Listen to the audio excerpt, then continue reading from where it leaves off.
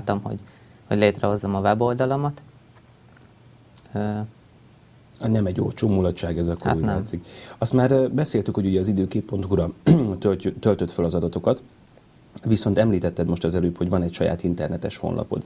Hát először gondolom az adatfeltöltés jött, utána pedig akkor nyilván elgondolkoztál rajta, hogy lehetne egy weblapot is készíteni. Hogyan jutottál el odáig, hogy akkor egészíts ki egy weblappal is ezt a történetet? Hát a történet az ott kezdődik, hogy 2008 novemberében ugye megvásároltam az állomást.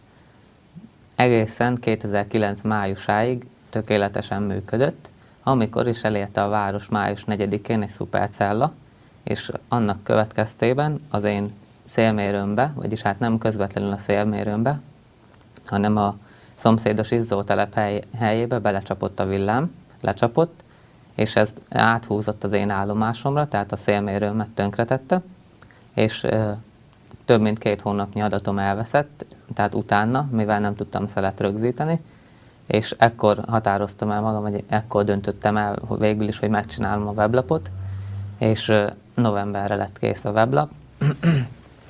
Hát ugyebár az állomásom tönkrement, ezt ki kellett cserélni, garanciás volt, így ezt 2 hónapot kellett rá várnom Németországból, mire megérkezett, így 2 hónapig tavaly nyári adatom elveszett, sajnos, és ezért is, hogyha bármikor bármilyen vihar jön Nánás felé, vagy a környező települések felé, akkor az oldalamon keresztül majd későbbiek során értesülni fognak a nánásiak és akár a dorogiak, tehát a környékiek.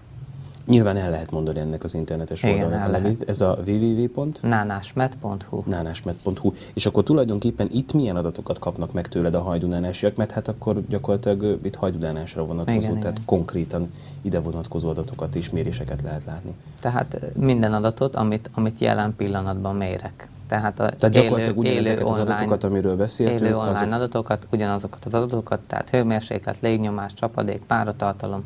Akkor ezek az adatok, ha jól emlékszem arra, amit mondtál, perc pontosságúak, tehát itt perces bontásban igen, frissülnek persze. nyilván az adatok ezen az oldalon.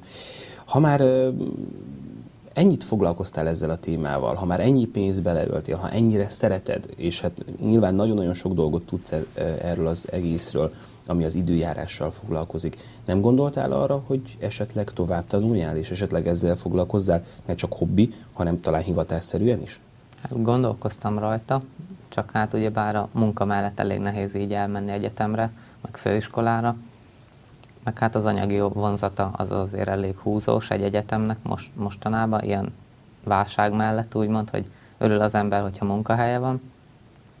Terveim között szerepel, hogy menni fogok, csak hát össze kell rá spórolni a megfelelő összeget, hogy el tudjak menni egyetemre, és akár egy komoly meteorológus, tehát mint igazi meteorológus szakot elvégezzek egy egyetemen.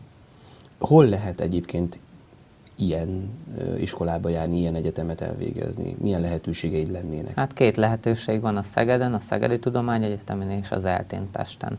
Ugyebár mind a 2 elég távol van tőlünk, tehát oda kellene költözni és úgy bejárni. Visszakanyarodva egy picit az időjárásokra, említettél itt egy nagyon érdekes kifejezést, ez pedig a szupercella volt.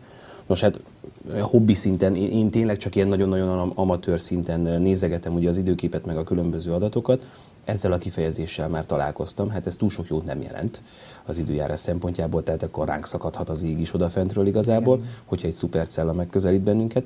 De mit tapasztalsz, most már azt lehet mondani, több éves mérési adatok birtokában, mit tapasztalsz, mennyire szélsőséges az időjárás itt Hajdunánáson és környékén, a Kárpát-medencében, akár itt térségünkben? Hát, mint ahogy ezt az elmúlt napokban tapasztaltuk, hogy rengeteg eső esik mostanában, így egyre inkább én is afelé hajlok, hogy egyre szélsőségesebb lesz, pedig úgymond mi még védettebb helyen is vagyunk, mivel hogyha nyugatról jönnek a csapadékok, meg az zivatarok, akkor azt a Tisza és a keleti főcsatorna úgymond megfogja, tehát kiesik az eső, mire ideér belőle, de elég szélsőséges lesz még szerintem mindentől kezdve.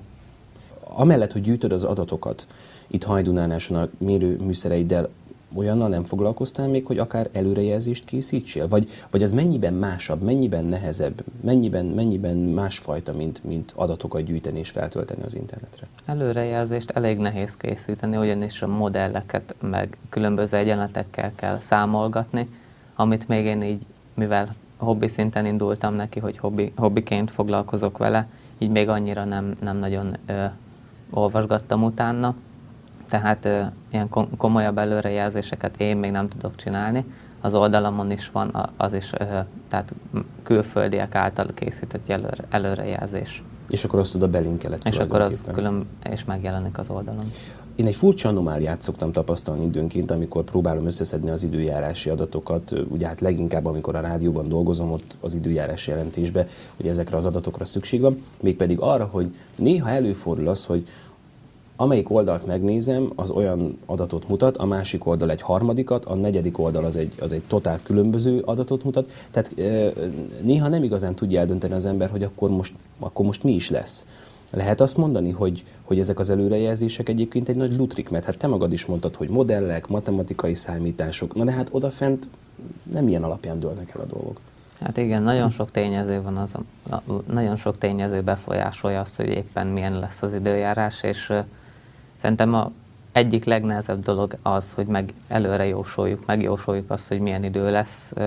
Tényleg nagyon sok adat, és minél több adatunk van egy bizonyos területről, annál biztosabb az előrejelzés. És az OMS is, ha jól tudom, csak 19 olyan mérőállomással rendelkezik az országban, ahol állandó észlelő is van, meg azon kívül van egy pár automatájuk, de én azt mondom, hogy hogyha például itt Hajdúnánáson lenne 4-5 olyan állomás, automata műszer, ami folyamatosan küldi az OMS-nek akár az adatokat, meg az egész ország le lenne fedve város szinten, tehát minden városban több ponton lenne, na akkor mondhatnánk azt, hogy olyan komoly előrejelzések készülhetnének, csak hát ez mind anyagi, meg számítástechnikai kapacitás is kell, mert nagyon bonyolult számításokkal tudják előrejelezni a modellek is, hogy most hogy alakul, milyen idő lesz.